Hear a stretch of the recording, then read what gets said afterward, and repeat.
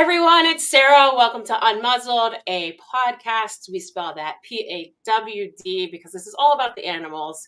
Today, I have a terrific guest, and I have been watching him on social media for a while. And as I continue to watch him, his following gets bigger, and I get to see him working with a bunch of rescues that I work with. So I'm going to have Scott on shortly with Forever Tales. And I will say, with the current shelter crisis and homeless animal crisis, and every week almost I talk about that on here, it is really nice to see somebody trying something new. I'm not saying this has never been done before. It's been done before, but the way he does it is great. And you instantly fall in love with animals that you get to see outside of a shelter environment. Sometimes when we see these sad animals in cages or crates or even in a facility, it can be troubling. But when you see them out and about or have somebody even talking about a dog that you can get just like a different reference and a different audience for, it's so important.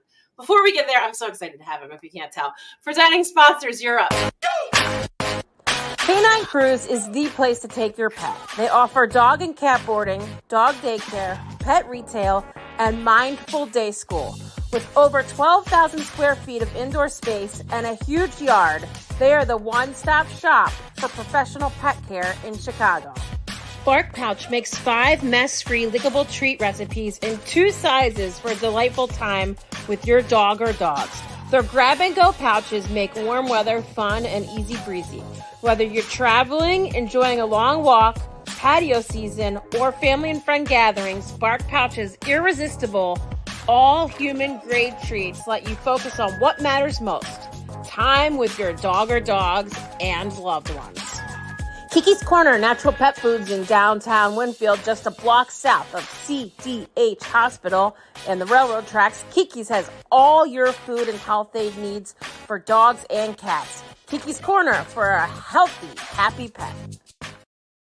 Thank you, presenting sponsors. I appreciate you so much. Scott, hello. Welcome to the podcast. Hello. Thank you for having me. Yeah, I really appreciate it. I loved kind of catching up on your social media today and just seeing some of the really feel-good stories, which I think right now, especially rescues and animals in general, can use. So before we get to how this really all started, can you tell me about growing up? Did you have a bunch of animals? That's my first question to everybody. We just envision animal lovers like having all of these pets, but tell me what life was like growing up. That's a fair question. I feel like there's always a catalyst behind what someone's doing. And I did have a dog growing up. I had one when I was first born, but our childhood dog and family dog throughout my life was named Toby. And he was really a rock for us growing up. I moved around a lot and played sports. And when I went away, whenever I came back home for the summer, Toby was there and he represented home. He represented our family. And so he's really what got me started into loving dogs and grew that passion for it. I mean, I'm smiling here as I see that because those pictures are those are memories that really, really drive me for what I do today. And really opened my eyes and my family's eyes into what we could do for the shelter community and raising a voice for these dogs that are also needing second chances and that maybe haven't found their forever tales yet. Yeah, really, I think too, when you're a kid, it's hard. Like, it is really hard to lose a dog, and especially one that you had growing up, and it's, we do a lot of, at Live Like Rue, we do a lot of, and for adults too. I mean, a lot of what we do now is emotional support. We have a support group, on Facebook, but we also have professional therapists and that kind of thing that help people cope with losing animals, and not just sick animals, but any kind of animal. And I know for Toby, like, you lost him to cancer. He was a little bit older, but it still hurts because it's not losing a dog from old age or, old ailments that dogs get as they age. Yeah. And I was actually talking to a friend the other day, and he said one of the hardest things to realize is that you're going to live longer than your pet will. And throughout having a dog, it's kind of a realization that comes to you, and it makes you cherish every moment that you get with them that much more. but it is a realization that you have that you're their whole life and that they're just a piece of yours, but they have an impact and they carry throughout your life. So to your point, like that was my whole childhood, and he's always going to be tied to it. And I'm so grateful for that. And it's along with those, he teaches you so many things about like how to love someone, unconditional love, but then also responsibility, training, being around there, and just being supportive for a pet or a person. There's so many good things that can come out of having a dog. And that's why I want to start sharing these shelter dogs so other people can have those experiences as well too. Yeah, and that's really so important. You know, if you've listened to this podcast or you follow my social media, you know we take in old dogs. So sometimes, you know, they're 10, 11, 12, 14. And that when you do that, it is hard. Like, and that's why people that rescue older dogs, or really any dog from a shelter, they're usually not a puppy, you know. They're usually older. They're not broken. You know, I hate when people say that shelter dogs are broken. They're not. They might just be being passed over for whatever reason. But this gets us to what you do today. So you had told me before we started that your mom actually then started to foster, and that kind of opened your eyes to the world of rescue. Yeah. So actually, previous to my college years, I wasn't too much exposed with the rescue community and everything going on there. So after Toby had passed away, our family wasn't necessarily ready for another dog to bring on. And we and my family, my mom kind of pioneered fostering for us. And she probably over 4 months had a rotation of 8 puppies throughout the time coming in and going. And it was so much fun to interact with all these different breeds of dogs and see their different personalities and characteristics. And then it was an opportunity for me. The shelter that she was volunteering at didn't have an Instagram. And I've always had a passion for photography and videography, and dogs have been my life. So this was a perfect opportunity for me to get closer and more exposed. And I started to learn. It's truly eye-opening when you get to go to shelters and you see how many dogs are rescued, but then how many more come in each and every day. That it's really a never-ending cycle right now, which is sad, but it's the reality. So it's getting exposure to these dogs and then getting them out there so people can see all of these amazing, amazing animals that are looking for a place to be and to live. Yeah. Oops. Sorry. I don't know what happened there. Oh, that's my screen. Sorry, everybody. We're back.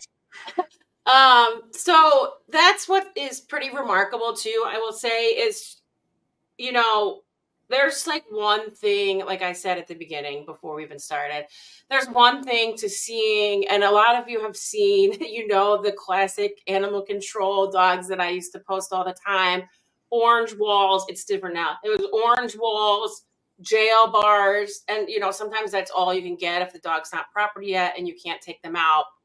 And it's very hard, especially in an open admission shelter, to be able to get good pictures sometimes.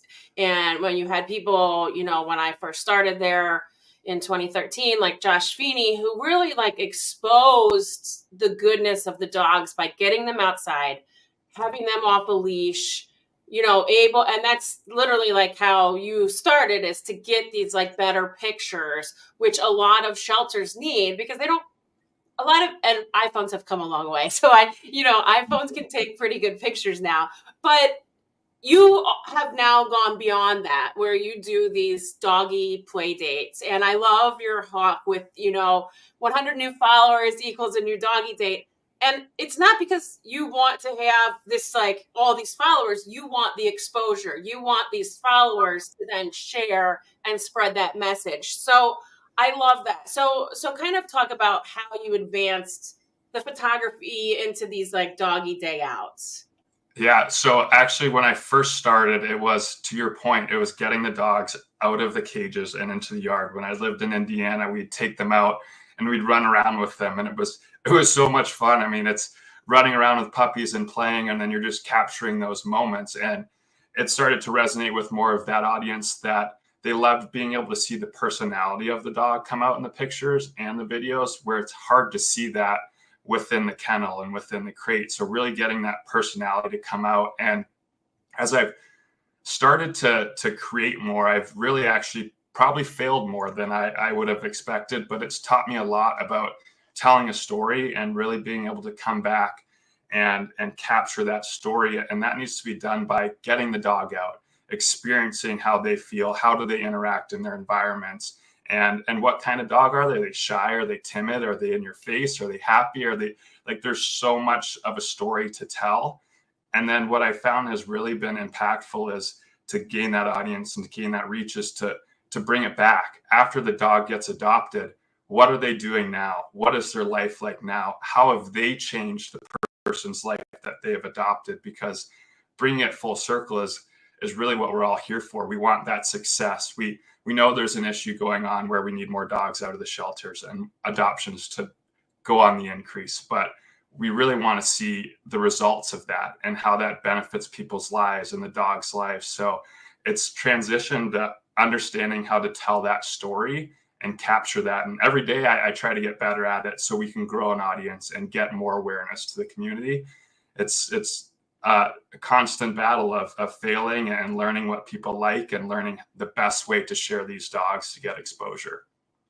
Yeah, and I think like one thing that attracted me to your videos initially, because I think it was like one of the rescues that I follow, probably CCR shared it. It was that you were moving, like you were walking and talking, and I was like, oh, I want to hear what he's saying. You know what I mean? So instead of posting a picture of a dog and having, 5 paragraphs about like you're animated and talking about it and able to, and when you take the dogs out, like able to show us, which I think helps. And when people can envision an animal, again, outside of a shelter and walking down a street or walking in a park or playing in your backyard, like that is going to make them latch on, hopefully, to the story and then go and follow up to the rescue or the shelter or if it's a brick and mortar type thing. So I love that. For you, like how humbling is it sometimes to kind of have to then take them back, and you're like, oh, I would love to bring this one, home. Is that tough a little bit?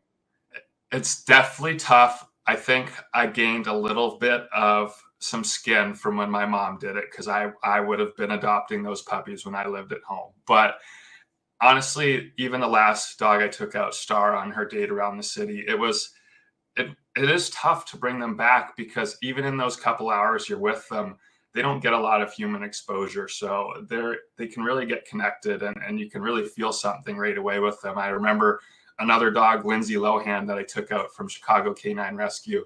She was one of the first dogs I took out. And instantly I went home and I think I texted my parents and I was like, oh, this could be the dog that does it to me. So I get that every time I go out, and it's hard not to, but at the same time, it's rewarding knowing that you can still share their stories and that someone else can experience what you're experiencing with them and they can have that home. So it's all about being able to expose that and then have someone else benefit from it in the same time too. Yeah, I love that. So do you do all the editing and everything? I do. And that's kind of where my passion growing up is. So I played college hockey, but played hockey my whole life. And I used to cut together highlight reels for our teams. My parents would record. Then I did the travel videos. So as I've grown up, I've kind of started to get into more and more. And I do all the editing. It is a process too. And it's, as you start to learn social media and how to navigate it, it's like there are so many things that go into editing a video that you need to keep in mind that it's a whole nother job on top of what I already do. Yeah, it totally is. It totally is. So we're going to get to Zeus in a second, but can you tell me a little bit about Sebastian? Because like these pictures, I was like totally drawn into these. Oh, yep. So Sebastian was one of the ones that we fostered when I lived at home in Indiana. And he, to me, so he's like Toby. He has the tri-coloring and just his personality came through. He was such a goofball, but well-behaved. And we took him out in our backyard, got some pictures of him, and we actually helped him find a family that had another Bernese who was around 2 years old, and we got update pictures from them, and it was adorable. I mean, I'm looking at these pictures, and I can't because he's an ideal dog, and it's like a lot of the times people think the dogs that are in shelters and foster care are more of the pit bull breed mixes or dogs that are typical mixed breeds, but there's all types of dogs within shelters as well. And I think that's something cool that my mom actually started to do is we had a ton of friends and family that would be looking for a specific type of dog. And my mom was like their dog agent. She would let them know when one came in the shelter, and she's probably got over 15 dogs adopted out to our friends. So just from that, it's like, if there's a way to get notified when your dog's in the shelter, what you're looking for, because there are so many different types of dogs that come in and truly ones that can fit every family. Yeah, and it's so true, especially now too. Like you can get really any breed that you want. You just need to have some patience too. If you're totally set on a breed, just wait for a bit and you'll find one. So I know I showed some Zuko pictures just because they're so cute, but is this one that you wanted to talk about too?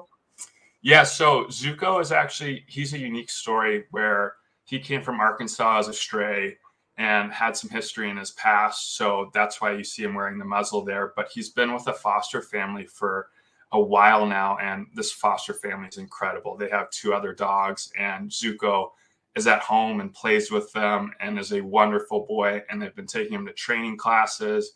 He's doing agility.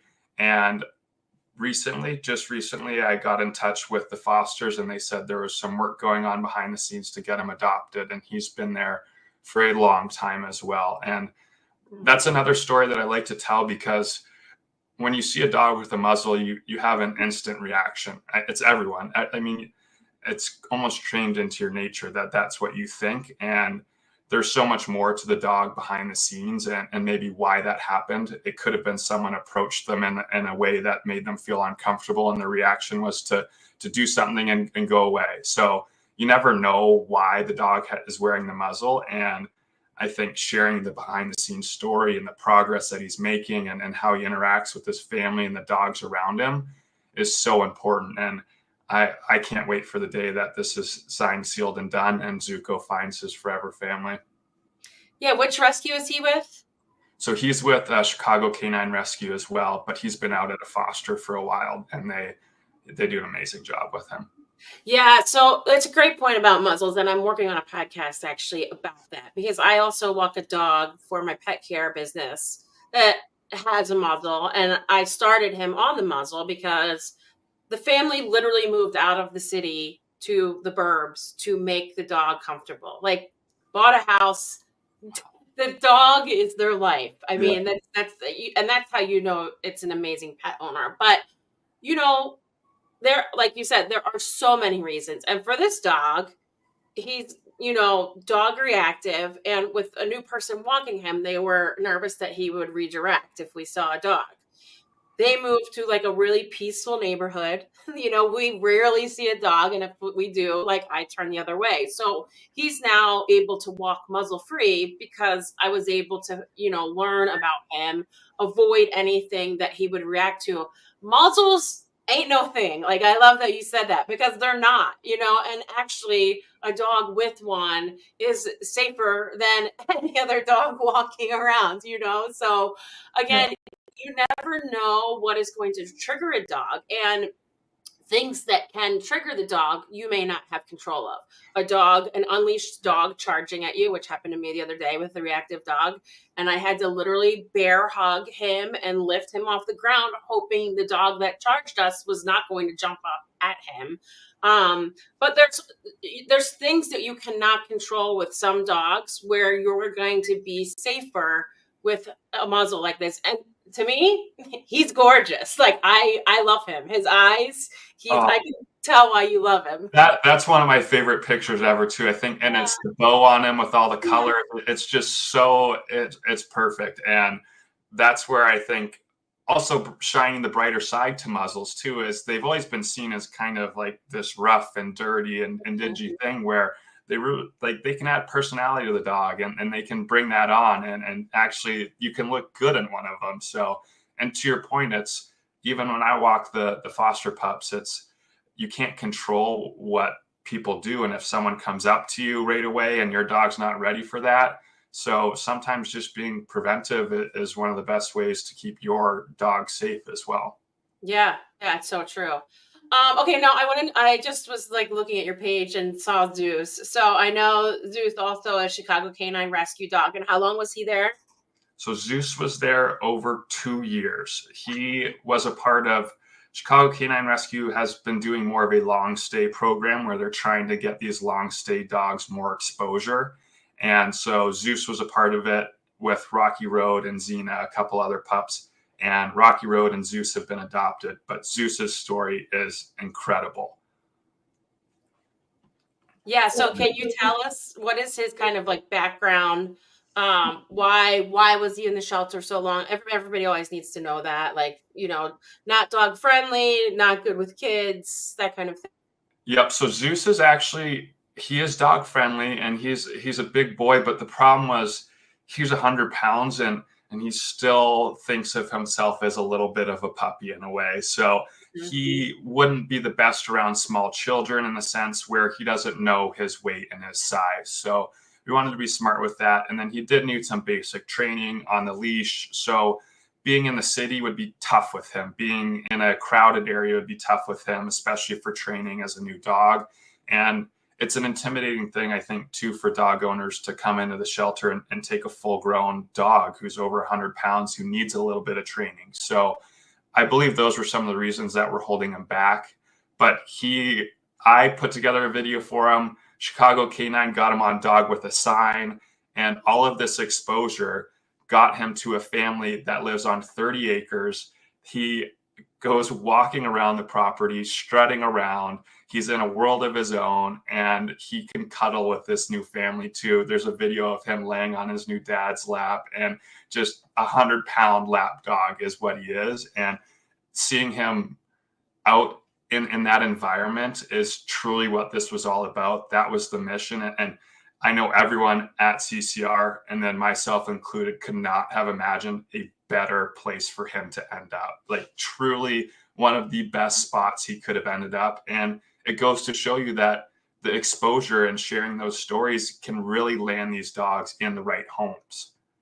Yeah, all it takes is one person to see your story, Chicago Canine Rescue's video, like one person. And the only way that happens is if people share outside of your network, which it's really so important. I want to play that video right now. For Zeus, the 100 pounds of pure love and affection, we have good news. Zeus found his people. Zeus spent over 2 years at CCR. He can now be found romping around his 40-acre property and snuggling with his people. So just a beautiful story. And how good does it make you feel when and I know you won't take credit, I know you won't, but just when you see a dog that you have been really like working with, not just, exposing, but like working with, end up like that. I mean, that's why I do it. This is what I think it's all about. And to your point, I can't take credit for it. I like to say we in everything I do, because without the people that are at the shelters who take care of the dogs on a daily basis, who keep the shelters running, who give them a space to be while they're looking for their homes, I just come in and take pictures and tell the story. Like, that's all I do. My hands don't get very dirty. I get the nice clean side of it. So it is an incredibly rewarding feeling, but there's so many people that are involved in getting the dog to the final destination that I just get to tell the story, and I can't take any credit for it, because it wouldn't be right to take the credit away from the people who are there training, helping the dog, and making sure that they're healthy and ready for their forever tail. Yeah, I was literally just, I love your tagline, compassion in every tail. And that the word tail can be TAIL or TALE. I love that. I love like play on words like that. Those things are just the best. Thank you, Scott, for everything you do. I know these things take time. They take energy. They take effort. Please, everybody, go follow him. I mean, that's the number one thing, is go, because he's trying, once he gets 100 new followers, we get another doggy date, which means people get to see that.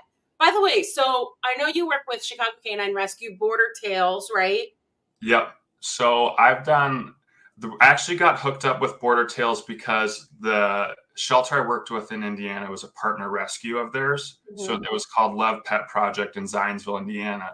and they would send a bunch of dogs to Border Tails to get adopted. So I first got hooked up with Border Tails and then started reaching out. So I've worked with Chicago Canine Rescue. I've talked to Right Way Rescue. I'm going to go work with them for a little bit. I've just taken Star out from anti-cruelty. So I'm really going over and trying to meet all the shelters in the area to gain exposure across everywhere, because we're all doing the same thing. We're all on the same mission. Every shelter has dog stories that need to be shared. And that's why I'm doing this. And that's why I'm here. So trying to work across the whole board and meet everyone and tell everyone's story. Yeah. So if you are a shelter or a rescue locally, reach out. Yes. and say, Scott, come take our dogs out. But yeah, wonderful work. Forever Tails. The Instagram is right there. It's also, if you're listening to the podcast, it's also in the bio. You can click on it and follow Scott. Thank you so much for your time. We really appreciate it. Thank you so much for having me. It was a pleasure. Awesome. Scott, everybody, I mean, just anything that you can do that, and again, as I said in the beginning, it's other people have done this, but the way he does it makes you want to watch. And the first time that I saw it, I was like, this guy's walking and talking. I think he's talking about a dog. One of the rescues that I love is posting, and I'm going to watch it. And then I followed. So he's great. Supporting sponsors, you're up. Thank you so much to our supporting sponsors. Give the gift of joy and memorable moments of furry loved ones with a gift card from Kimberly Kingen Photography. For more details, please visit her website at KimberlyKingen.com or contact her directly at her email, Kimberly@KimberlyKingen.com. The Canine PT is Chicago's highest rated dog physical therapy clinic, and they're dedicated to enhancing the lives of your four-legged companions as they age or when recovering from an injury. They also offer a discount for rescue dogs. For more information, visit thek9pt.com. That's THEK9pt.com. Anything is Plausible is Chicago's premier dog training company. They offer group classes for every stage of your dog's life and have a talented team of behavior specialists to work through any issues that need modification using positive reinforcement. Check out Anything is Plausible. Liz Starks at Guaranteed Rate. Check with Liz for the absolute best mortgage options. She helps when others can't and even calls it rescue loans. Buyers, sellers, investors, give Liz a call. She can lend in all 50 states. NMLS number 224526. Thank you, Scott. Thank you, everybody, for watching and listening. I really appreciate it. We'll see you next week. Bye.